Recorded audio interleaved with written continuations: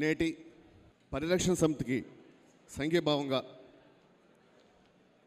మన ప్రీతమ నాయకులు జనసేన పార్టీ అధ్యక్షులు గౌరవ శ్రీ పవన్ కళ్యాణ్ గారు చేపట్టిన ఈ నిరాహార దీక్షకి అధ్యక్షత వహించిన శ్రీనివాస్ గారికి మా అధ్యక్షులకి నా నమస్కారం తెలియజేస్తూ వేదికనున్న పెద్దలందరికీ వేదికనున్న కిందనున్న నాయకులకి జన సైనికులకి నా నమస్కారం తెలియజేస్తూ చాలా క్లుప్తంగా ఇవాళ విశాఖపట్నం స్టీల్ ప్లాంట్ అనేది ఒక విశాఖపట్నం సిటీ కాదు, ఇది మొత్తం ఆంధ్రప్రదేశ్ సంబంధించిన అంశంగా ఉంది. ఈరోజు అసలు విశాఖపట్నం కూడా స్టీల్ సిటీగా మారిపోయింది.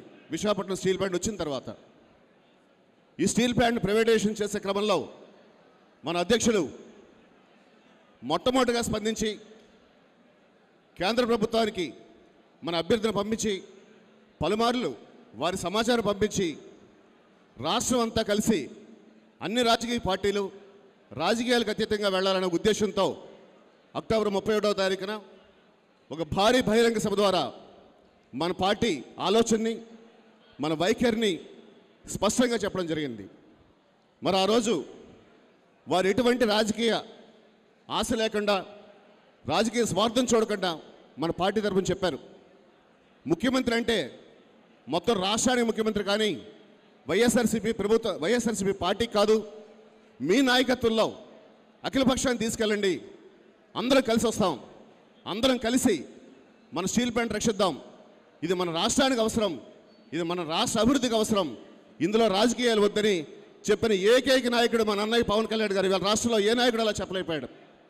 మిగతా పార్టీలన్నీ కూడా వాళ్ళ స్వార్థాలను చూసుకుంటున్నా కూడా అఖిలపక్షం వేయండి అని మొట్టమొదటిసారి మన అధ్యక్షులు పిలిపించిన తర్వాత వారం రోజులు సమయం ఇచ్చాం, వారిని స్పందన లేదు.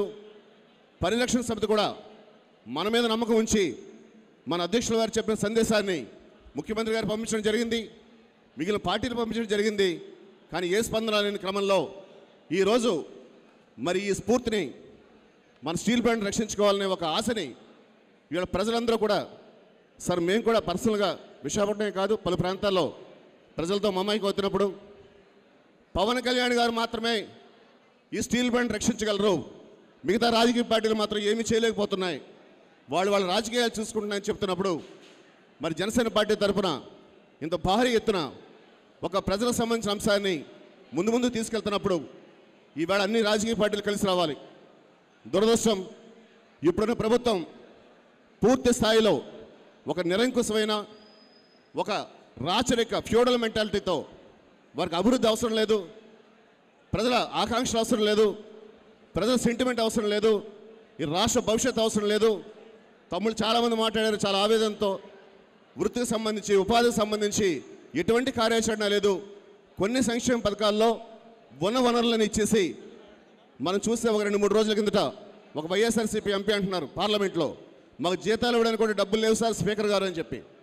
మరి మీకు జీతాలు ఇవ్వడానికి డబ్బులు లేవని చెప్తూ ఇన్ని వేల కోట్లని అనవసరంగా ఖర్చు పెడుతూ అవినీతిని పెంచి పోషిస్తూ సామాన్య మనిషి ఎప్పుడో 40 సంవత్సరాల నుంచి ఉంటున్న ఇళ్లకు కూడా 10,000 రూపాయలు కడితే మీకు సంపూర్ణ హక్కులు ఇస్తామని వారికి అబద్ధాలు చెప్తూ మనం చాలామంది ఎంఆర్ఓలను అడిగాం, ఏఈ హౌసింగ్ని అడిగాం, డిఈ హౌసింగ్ని అడిగాం. ఇది నిజమా అంటే అది అబద్ధం వాళ్ళు కూడా చెప్తున్నారు. అంటే అబద్ధం చెప్తూ పరిపాలించే ప్రభుత్వంగా మారిపోయిన ఈ ప్రభుత్వానికి ఈ స్టీల్ ప్లాంట్ ఉద్యమానికి సంబంధించి వాళ్ళకి ఏ విషయాలు దృక్పథం లేదు, ఈ రాష్ట్రాన్ని బాగు చేసుకోవాలని ఆశ లేదు. చాలా బాధ కలిగే అంశం ఏంటంటే రాష్ట్రం విడిపోయిన తర్వాత ఈ రాష్ట్రానికి ఏకైక అతిపెద్ద పరిశ్రమ కేవలం మన విశాఖపట్నం స్టీల్ ప్లాంట్ మాత్రమే. మనం పలు సందర్భాలు అడగడం జరుగుతుంది, స్టీల్ ప్లాంట్ ప్రైవేటైజేషన్ చేస్తే ఆ ప్రైవేట్ మేనేజ్మెంట్ ఎలా లాభాలను నడుపుతుంది, ఇప్పుడు రాని లాభాలు నడపలేని మేనేజ్మెంటు ఒక్కసారిగా ప్రైవేట్గా మారితే ఏమవుతుందని. దీని వెనకాల ఎవరున్నా ఏ స్వార్థంతో ఆ స్టీల్ ప్లాంట్ని అమ్మేయాలనుకున్నా కూడా ఇవాళ జనసేన పార్టీ అధ్యక్షులు మన నాయకులు పవన్ కళ్యాణ్ గారు తీసుకున్న నిర్ణయం మేరకు మనందరం కలిసికట్టుగా ప్రతి గ్రామంలోనూ పెద్దల మనోహర్ గారు చెప్పినట్టు ప్రతి మండలంలోనూ ప్రతి జిల్లాలోనూ ఖచ్చితంగా మన ప్రతి ప్రజలకి అర్థమయ్యేటట్టు చెప్పాలి. ఇది చిన్న విషయం కాదు.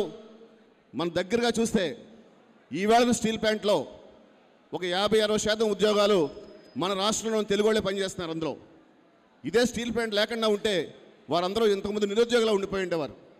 అలాగే ఇది ఒక స్టీల్ ప్లాంట్ ఒకటే కాదు, ఆ స్టీల్ ప్లాంట్ మీద డిపెండ్ అయ్యి ఎన్నో వందల చిన్న చిన్న కంపెనీలు పనిచేస్తున్నాయి. ఆ కంపెనీలకి చిన్న చిన్న యాజమాన్యాలు ఉన్నాయి. అందులో చాలామంది పలు రకాలుగా ఉపాధి పొందుతున్నారు. ఒక్కసారి దీన్ని ప్రైవేటైజేషన్ చేస్తే స్టీల్ ప్లాంట్తో పాటు దాని మీద ఆధారపడ్డ అనేక వందల కంపెనీలు, వాటి ద్వారా ఉపాధి పొందుతున్న వేల మంది ప్రజలు తీవ్రంగా నష్టపోతారు. విశాఖపట్నం ఒక ఆర్థిక ముఖచిత్రమే మారిపోతుందని చెప్పడంలో ఏ సంశయం లేదు. ఈ ఎమోషన్ని, ఈ నిజాన్ని, ఈ వాస్తవాన్ని కేంద్ర ప్రభుత్వాన్ని తెలియజేయాలి మాత్రమే మన అఖిలపక్ష విమానం. కానీ ఈ అఖిలపక్షం ద్వారా మనకేదో స్వార్థం వస్తుంది, మనకేదో రాజకీయ ఆకాంక్ష వస్తుందని మన అధ్యక్షుల వారి భావన అయితే మాత్రం కాదని మనందరం అర్థం చేసుకున్నాం. ఎందుకంటే అంత పెద్ద పరిశ్రమ కోల్పోయిన తర్వాత ఈ రాష్ట్రం విడిపోతున్నప్పుడు కూడా చట్టంలో పొందుపరిచారు, కడపలో స్టీల్ ప్లాంట్ పెట్టాలని. చక్కగా పనిచేస్తూ వేల కోట్ల రూపాయల ఆస్తులు కన్నా స్టీల్ ప్లాంట్ అమ్మేసుకుని ఏవీ లేని చోట మళ్ళీ ఒక స్టీల్ ప్లాంట్ పెట్టుకుని ఏం సాధిస్తారో ప్రభుత్వానికి అర్థం అవ్వాలి. వీళ్ళ జగన్మోహన్ రెడ్డి గారు కూడా ఒక్క నిమిషం ఆయన నేను ఈ రాష్ట్రానికి ముఖ్యమంత్రిని అని ఆయన ఎప్పుడో మర్చిపోయారు. ఆయన ఏ రోజు బయటికి రారు, ఏ విషయం మీద సంప్రదింపులు జరపరు. కేవలం ఏదో ఒక నిర్ణయం వారి సలహాదారులు చెప్తారు. ఆ డబ్బుని మన ఏటీఎం కార్డు పెట్టి డబ్బు తీసుకున్నట్టుగా ఒక బటన్ మీద ఇలా చేసి ఒక చిన్న నవ్వు నవ్వుతారు. ఒక నవ్వు, ఒక బటను, ఒక నిర్ణయం. ఇదే ప్రభుత్వం 2.5 సంవత్సరాల నుంచి ఎప్పుడు అదే నవ్వు. ఆ నవ్వులో కూడా మార్పు ఉండదు. ప్రజలకు కూడా చిరాకు వస్తుంది నవ్వు చూసి. నాయకుడు అనేవాడు ఈవేళ మన పవన్ కళ్యాణ్ గారిని చూసి నేర్చుకోవాలి. నేను మనస్ఫూర్తిగా చెప్తున్నా, ఈవేళ రాష్ట్రంలో ఉన్న రాజకీయ నాయకుల్లో మన అన్న కళ్యాణ్ గారి కన్నా అర్హత ఉన్న ముఖ్యమంత్రి అభ్యర్థి ఒక్కరు కూడా లేని రాష్ట్రం మొత్తంలో ఎటు చూసినా కూడా, ఎక్కడ చూసినా కూడా వస్తుంది. మనకు కూడా అవకాశం వస్తుంది. మనం చాలా ప్రయత్నాలు చేస్తాం, చాలా అభివృద్ధి చేస్తాం. గౌరవ కళ్యాణ్ గారి ఆధ్వర్యంలో మనం నడుస్తాం, ఈ రాష్ట్రాన్ని ముందు తీసుకెళ్తాం. కానీ దురదృష్టం, ఒక 5 సంవత్సరాల పరిపాలన వల్ల ఒక 20-30 సంవత్సరాలు వెనక్కి వెళ్ళిపోయి ప్రభుత్వం వచ్చింది.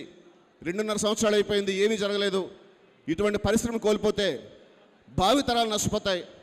మన పిల్లలు, మనవలు, మునిమనవలు కూడా ఆ రోజుల్లో ఆ నిర్ణయం తీసుకోకుండా ఉంటే చాలా బాగుండేదని బాధపడే రోజు రాబోతుంది.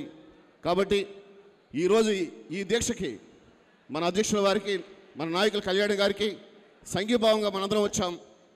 ఈ స్ఫూర్తిని, ఈ మెసేజ్ని మన గ్రామాల్లో ఉన్న ప్రతి ఒక్క వ్యక్తికి తెలియజేయాలి. ఆ బాధ్యతని నాయకులు గారు, కార్యకర్తలు గారు, జన సైనికులు గారు అందరూ సమానంగా తీసుకుని మనందరం అధ్యక్షుల వారి వెనకాల ఉండి ఖచ్చితంగా స్టీల్ ప్లాంట్ ప్రైవేటైజేషన్ కాకుండా కేంద్ర ప్రభుత్వంతో వారికి నచ్చచెప్పి ఈ రాష్ట్ర ప్రభుత్వం తాలూకా కుయుక్తిని, కుత్సిత బుద్ధిని, వీరు ఎలాగైనా దీన్ని అమ్మేస్తేనే మాకు మంచిది అనుకున్న ఆలోచన దృక్పథాన్ని. ఎందుకంటే ఒకసారి విజయసాయి రెడ్డి గారు చెప్పారు, విశాఖపట్నంలో వారు పాదయాత్ర కూడా చేశారు. అవసరమైతే పార్లమెంట్ స్తంభింపు చేస్తామని చెప్పారు. వారు ఏం స్తంభింపు చేయరు.